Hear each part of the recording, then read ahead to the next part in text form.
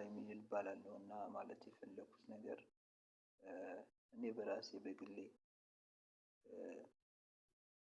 ይህን የተፈጥሮ ህግና ሂደት የመራሁት ወደ እድገት ወደ ስማርት ሲቲ ፊውቸር ሲቲ ወደ ከተማዊ አለማችን ሌላውም ዩኒቨርስ እንደ ኮንትሪቢዩሽን ወይም እንደ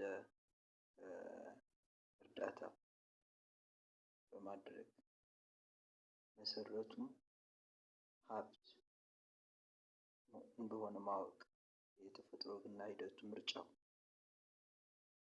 ሀብት ነው፣ እድገት ነው ማለት ነው መሰረቱ። ስለዚህ አውቀን ነው እንዳለ ሙሉ ነው። ስለዚህ መቀበል አለ ብለን ማውራት እንችላለን፣ መጠቀም እንችላለን። አመሰግናለሁ።